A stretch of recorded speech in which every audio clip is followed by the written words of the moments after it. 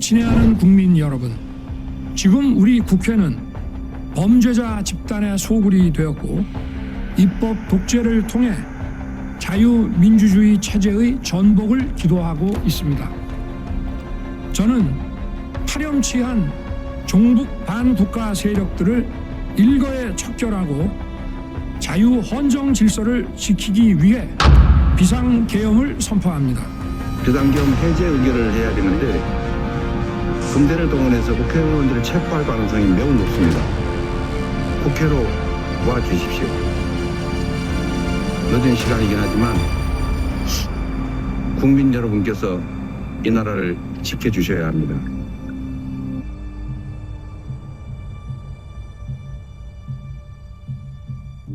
이배용 씨가 김건희 여사 특검법 등에 대해 또다시 거부권을 행사했습니다. 또다시 거부권을 행사했습니다.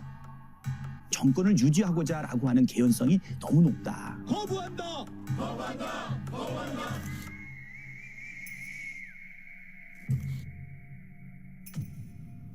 (2026년 2월 19일) 대한민국 헌정사에 영원히 기록된 윤석열 전 대통령 내란죄 선고가 내려지는 날입니다. 대통령은 이렇게 말했습니다. 만일 육사에 갔더라면 쿠데타를 했을 것이다. 쿠데타란 말이 너무 충격적이었죠. 윤석열이 그런 얘기를 했어요. 5년짜리 대통령이 대통령이냐. 수십 년 정권을 가지고 있어야 통치력을 가지고 있다고 하는 거 아니냐. 장기 집권의 야욕이 있었다고 봅니다. 국무위원들과 군, 검찰, 경찰, 정보기관 이런 모든 국가기관의 수뇌부들이 그 어떠한 명시적인 반대 의사도 표명하지 않음으로써 실제적인 완전한 군 지난 2024년 12월 3일 한밤의 비상계엄 선포는 단순한 정치적 해프닝이 아니었습니다. 그것은 치밀하게 준비된 그러나 실패한 내란이었습니다. 도대체 왜 대한민국 대통령은 국민의 대표기관인 국회를 향해 총구를 겨눴던 걸까요?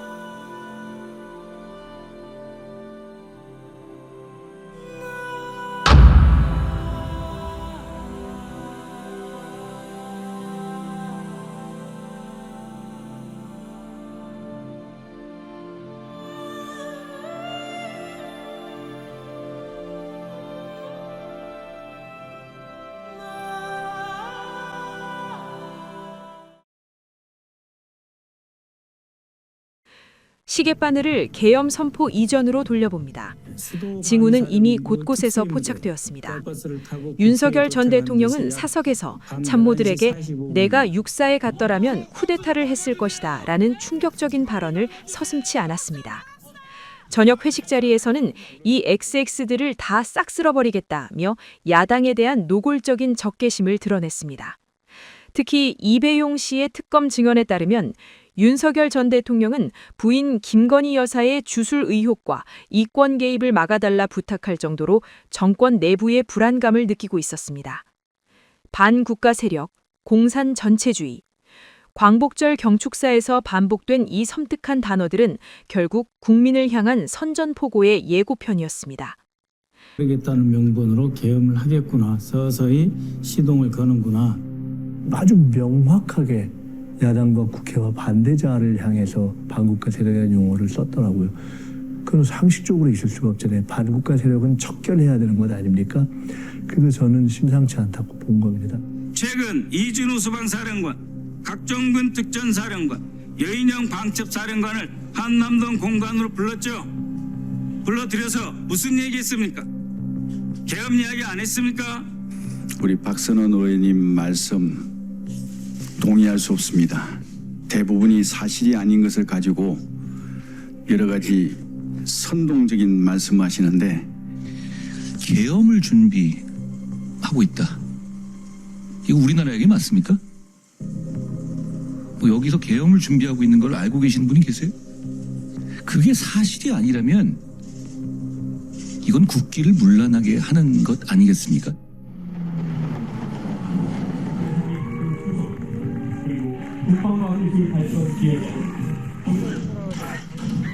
가장 충격적인 것은 군 내부에서 발견된 문건들입니다. 이른바 노상호 수첩과 여인영 방첩 사령관의 메모. 여기엔 단순한 체포를 넘어선 끔찍한 계획이 담겨 있었습니다. 처리, 수거라는 행정 용어 뒤에 숨겨진 뜻은 제거였습니다. 수용소에 가두어 폭사시킨다. 해상에서 배를 폭파한다.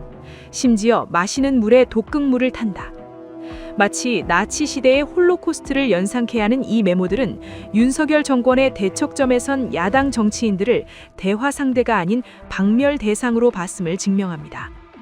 여인영 사령관은 혼자 끄적거린 것이라 변명했지만 실제 계엄 선포 직후 작성된 체포 리스트와 정확히 일치했습니다.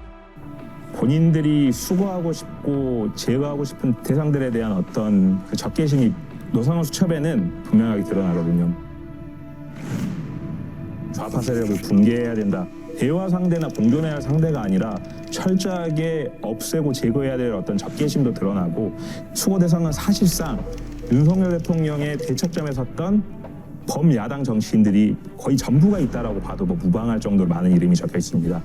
노상원 수첩을 보면 홀로코스트를 이렇게 진행할 때 사용됐던 언어들이 있어요. 예를 들면 행사라든지 수거라든지 처리라든지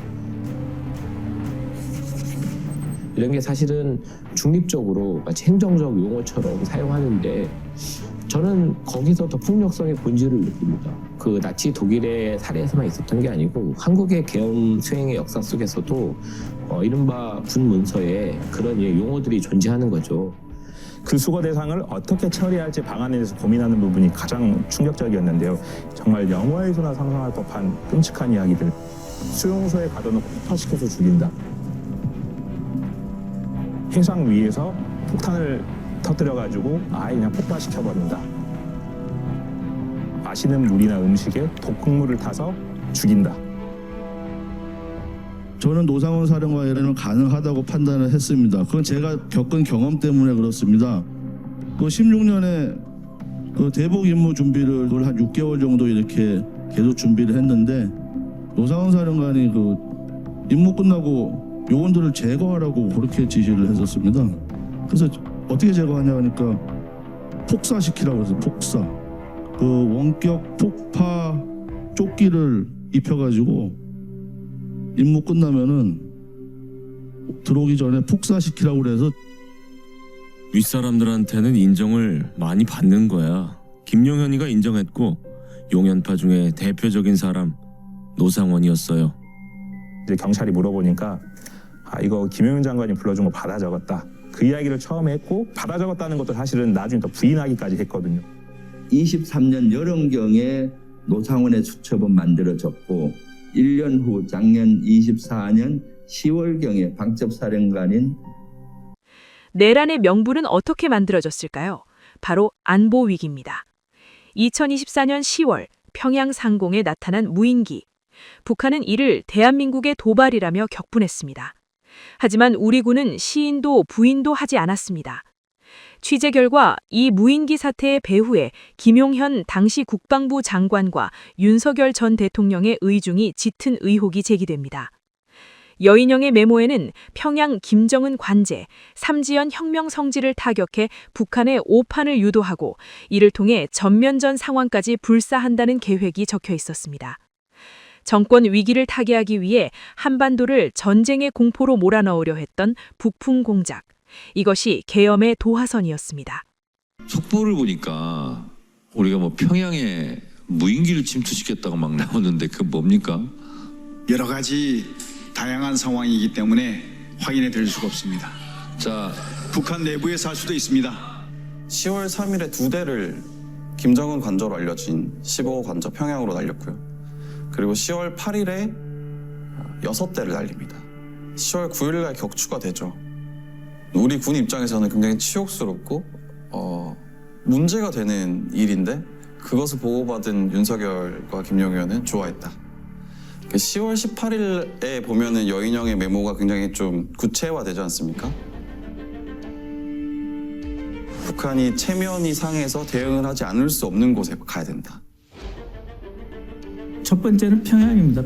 평양은 말할 것도 없이 북한의 이제 수도이면서 김정은이 살고 있는 거소도 있고, 두 번째 여인형이 쓰는 것은 뭐냐면 삼지연을 포함한 혁명의 성지, 그 다음에 그러니까 북한의 영변핵 시설과 북한 남포 밑에 있는 강선, 때리면은 거의 그 핵폭발에 준하는 그런 사고가 나게 되어 있는 것이죠.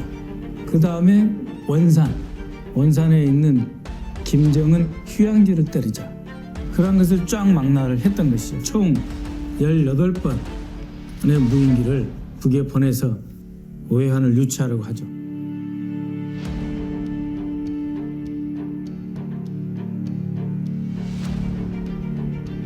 맥시멈 노아의 홍수, 말 그대로 전면전 상황을 얘기하는 거죠. 과거 6.25 전쟁과 같은 전면전 상황까지도 불사할 수 있다라는 이 어마어마한 계획을 모의한 것이다. 이 메모는 제가 혼자 생각나서 끄적끄적거린 거지 정상적으로 만든 무슨 보고서가 아닙니다. 누구한테 보낸 것도 아니고요. 누구한테 보낸 증거가 있습니까? 그 누구랑 공유했던 증거가 있습니까? 근데 왜 이거를 마치 하나의 정상적인 완벽한 문서처럼 생각을 해서 본인이 해석을 해서 본인이 스토리를 짜서 말씀하시는 게 너무나 안타깝습니다.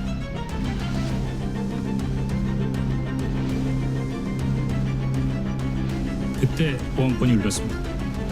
바치라고 하면서 그 비상계엄 방송을 받느냐라고 물어보시는 것 같은데, 바치 그저고 다 잡아들여서 이번에 닦아 정리해라 라는 말씀과, 그 이어서 53분의 통화가 끝난 다음에 58분과 23시 06분에 여인영 사령관이 저에게 소위 체포자 명단을 불러주면서 제가 보기엔 문제가 생기는 것 같습니다. 아니 그러면 저기 이재명, 우원식, 한국이 반국가 단체나 2024년 12월 3일 밤 10시 30분, 파렴치한 종북 세력을 척결한다는 담화와 함께 비상계엄이 선포됩니다. 명령은 즉각적이었습니다. 충북 음성에 있던 항공 헬기 부대가 이천으로 이동했고, 최정예 707 특임단과 특전사가 헬기 24대에 나눠 타고 국회를 향했습니다. 당시 곽종근 특전사 사령관은 국회의원을 끌어내라는 지시를 내렸습니다. 체포해서 구금하라. 헌법기관인 국회의원의 신체를 구속하여 계엄 해제 표결 자체를 막으려는 명백한 내란 행위였습니다. 수방사가 서울 진입을 불허했음에도 그들은 명령을 무시하고 여의도 상공으로 진입했습니다. 밤 11시 45분, 국회 본청 앞은 전쟁터였습니다. 헬기에서 레페를 타고 내려온 완전 무장 병력들이 국회 유리창을 개머리판으로 깨부수고 진입하려 시도했습니다. 민주당 보좌신들과 국회 사무처 직원들은 소화기를 뿌리고 집기를 쌓아 올리며 맨몸으로 저항했습니다. 부끄럽지도 않으냐? 여기가 어디라고 들어오느냐? 시민들은 군인들을 향해 호통쳤습니다. 한 시민은 광주의 학살을 받기에 두렵지만 두려워하면 막을 수 없다며 군인들 앞을 가로막았습니다. 군인들은 실탄이 든 탄통을 개방하라는 승인까지 받은 상태였습니다. 자칫하면 제2의 5.18이 서울 한복판에서 벌어질 뻔한 일촉즉발의 상황이었습니다. 국회 본의장, 촌각을 다투는 시감이었습니다. 군인들이 2층까지 진입해 문을 부수려는 순간 우원식 국회의장은 1시 정각 비상계엄 해제 요구 결의안을 상정합니다. 재석 190인, 찬성 190인. 여야를 막론하고 국회로 달려온 의원들은 만장일치로 계엄 해제를 가결했습니다. 방망이 소리가 울려 퍼진 순간 본의장은 환호와 안도의 눈물로 뒤덮였습니다. 헌법이, 민주주의가 총가를 이긴 순간이었습니다. 그러면 의사일정 제1항 비상계엄 해제 요구 결의안을 의결하도록 하겠습니다. 투표해 주시기 바랍니다.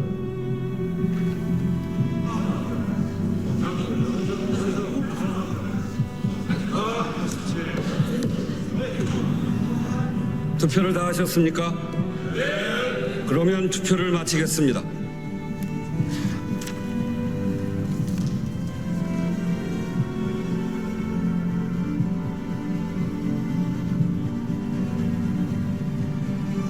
투표 결과를 말씀드리겠습니다. 재석 190인 중 찬성 190인으로서 비상계엄 해제 요구 결의안은 가결되었음을 선포합니다.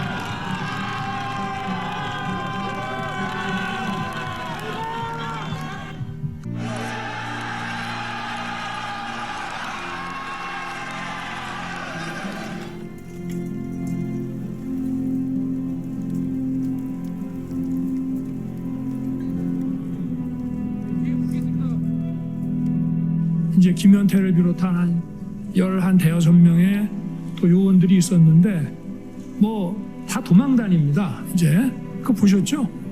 소화기 쏘니까 막 도망 다니고 그 특전사 요원들도 한 20여 명 이상이 진단서 끊을 만큼 폭행도 당하고 이렇게 했단 말이에요.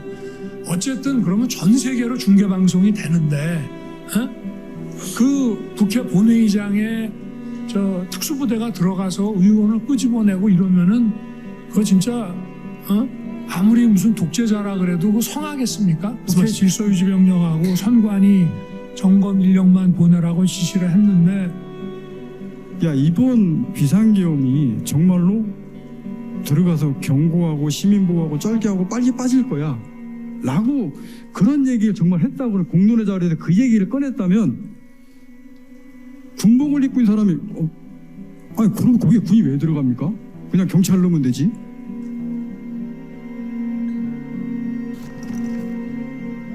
이 12.3 계엄이 명확하게 정리가 되고 책임져야 될 사람들이 그 응당한 책임을 정확하게 지지 않는다면 또 이런 역사가 반복되지 않으리라고 생각할 수밖에 없지 않겠습니까? 5.18도 마찬가지고 명확한 정리가 되지 않았기 때문에 이런 일이 반복된 거라고 생각합니다.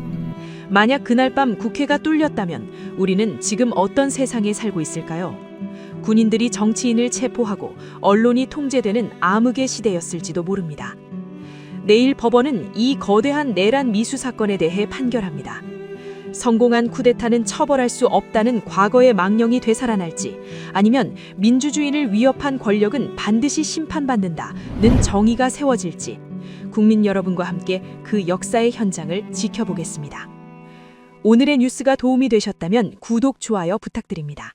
감사합니다.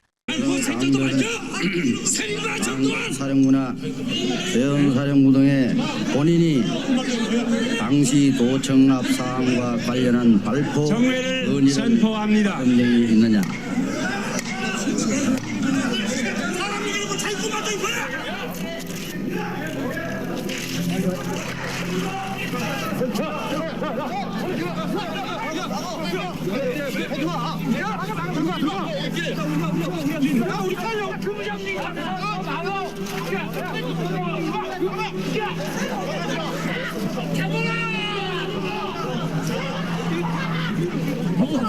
야, 먼지 나가, 너는 나가. 위험해, 저 위험해.